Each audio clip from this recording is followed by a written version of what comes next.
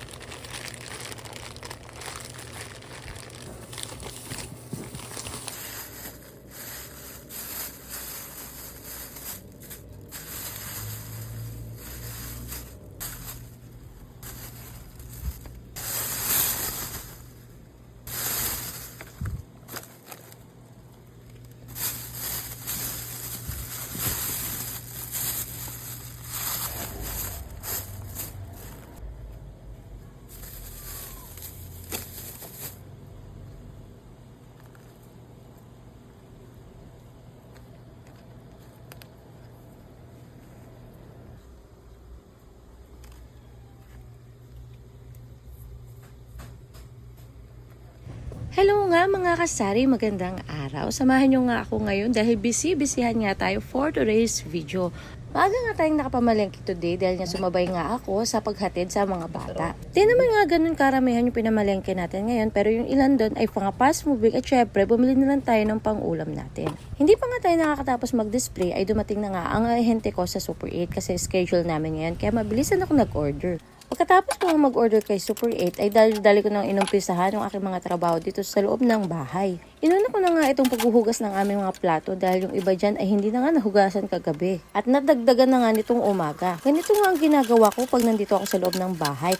Nagbubukas ako ng aming CCTV sa cellphone para nakikita ko kung may nabili dahil hindi nga masyadong naririnig kapag may tumatawag.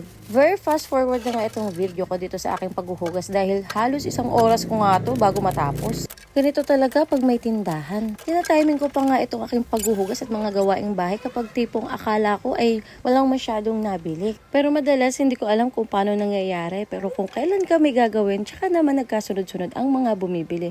Kapag naman nag-decide ka nang tumambay sa tindahan para hindi ka pabalik-balik, ay tsaka naman sila nawawala. Alam kong maraming makakarelate dito sa mga kapwa ko tindera. Hindi biro ang magkaroon ng isang tindahan dahil bukod sa non-stop ang pagiging nanay, ay hindi rin maubos-ubos at matapos-tapos ang aking mga ginagawa dito sa aming tindahan. Kaya naman kung nag-iisip ko magtayo ng isang tindahan, dapat ay i-prepare mo na yung sarili mo na magiging doble yung ating mga gawain. Bago nga kami magtindahan ay madalas kong naririnig na maganda magtayo ng isang negosyo dahil nga hawak mo ang sarili mong oras. Tama naman, pero habang nagtatagal parang hawak na ng negosyo ang oras mo.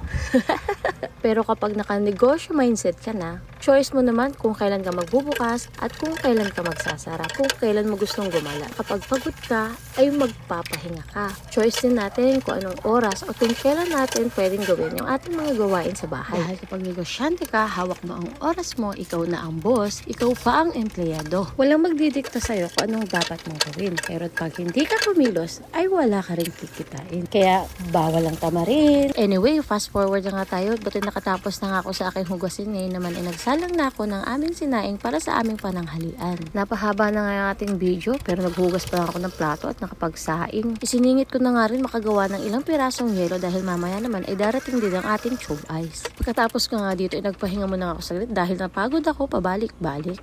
Pero naisipan ko nga munang magluto ng aking almusal dahil nagutom rin ako at nagtinapay lang ako kanina. Kakain na nga sana ako dito nang maalala ko yung mga binili kong gulay. Hindi ko pa nga pala ito nahuhugasan kaya naman inuna ko muna to bago kumain. Ito nga yung pinakasinadya ko kanina sa palengke na makabili kami ng mga gulay at ulam namin. Dahil nga madalas ay puro itlog, hotdog at mga dilata ang aming naiulam kapag wala ka talaga kaming stocks. At ang goal ko nga ngayong 2025 ay mas madalas na makapagluto para sa aking pamilya at makakain naman ng mga masustansyang pagkain. Dahil yung mga nakaraang taon, dahil sobrang busy, mas inuuna ko pa yung mga gawain dito sa bahay at gawain sa tindahan. At naisasang tabi na nga itong pagluluto at pagkain namin ng mga masustansya. Mas madalas pa nga magluto sa akin ng asawa ko. Pagkatapos ko mahugasan yung mga gulay, kinuha ko na nga itong binili kong boneless bangus para nga mamarinade at bago pa tuluyang tumigas sa ref. Pag mag-isa ka sa tindahan, di mo talaga alam kung anong uunahin. Hindi pa nga ako nakakatapos sa aking bangus ay dumating na nga ang tube ice. Binilisan ko na nga lang talaga bago pa matunaw ang aming tube ice. So yun nga guys, magtatakal nga muna ako ng tube ice dahil anong oras na nga guys ay magluluto pa ako. Fast forward na nga mga kasari dahil hindi na ako nakapag-video dahil nga nalobat na ang aking cellphone. Pero bago pa ako nakapaglaba guys ay nakapagluto na ako, nakakain na kami at nakahugas na ako ng plato. Hindi ko na na-videohan ng lahat ng yun dahil nga nalobat ang aking cellphone. At ginisang ang palaya nga pa lang ang aming inulang. Wala nga katapusan ng gawain dito pag nagkasabay ang gawain sa tindahan at sa ating bahay. Gawaing bahay pa nga lang itong na-share ko sa inyo guys, pero inabot na rin ako ng hapon. Sakto rin naman, nagising na rin ang asawa ko at sakto rin na dumating na rin ang ating gawain sa tindahan. Masyado na mahaba yung video, puputulin ko na dito. Alam ko napagod din kayo sa mga gawain, napagod din ako mag voice over.